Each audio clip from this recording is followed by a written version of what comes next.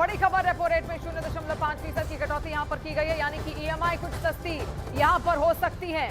क्या होता है रेपो रेट? रेपो रेट है क्या? ये किस बला का नाम है? चलिए आज जानते हैं। रेपो रेट एक ऐसा टूल है आरबीआई का, एक ऐसा मॉनेटरी टूल है आरबीआई का जो जिससे कि वो इन्फ्लेशन कंट्रोल करती है। मार्केट में सप्लाई ऑफ कैश बढ़ जाता है तो उससे क्या होता है कि सबके पास ज़्यादा पैसा होता है तो उससे इन्फ्लेशन बढ़ जाता है। ठीक है, तो उसी चीज़ को कंट्रोल करने के लिए जो रेपो रेट, वो इंटरेस्ट रेट का नाम है जिस पर आरबीआई जो है वह कमर्शियल बैंक को पैसा देती है। सिंपल सा मतलब यही है कहते हैं। अब इसको रेपो रेट जब बढ़ता है, हाँ, तो कमर्शियल बैंक कम ज़्यादा ब्याज पे पैसा लेती है आरबीआई से। आप लोग को, नॉर्मल पब्लिक को भी ज़्यादा इंटरेस्ट रेट पे करना रहता है लोन्स पे।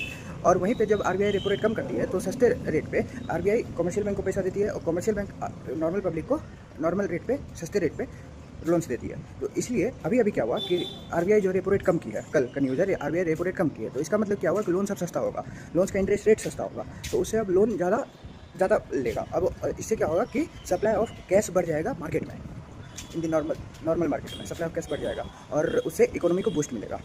रेपो रेट था 6% एंड अभी 5.5 पे आरबीआई उसको लाई है। 50 बेसिस पॉइंट को से कम किया गया है रेपो रेट को। सबसे अच्छा टाइम है लोन लेने का, अभी जाइए और लोन लीजिए। लोन बोला जाता है loan is the biggest weapon of businessman. ठीक है, तो लोन लीजिए बट एसेट बिल्ड करने के लिए लोन लीजिए। अगर लाइबिलिटी क्रिएट करने के लिए तो वो लोन लेने का कोई फ़ायदा है नहीं। ठीक है, लोन लीजिए बट एसेट बिल्ड करने के लिए, तो उस लोन का फ़ायदा भी है हम लोग को।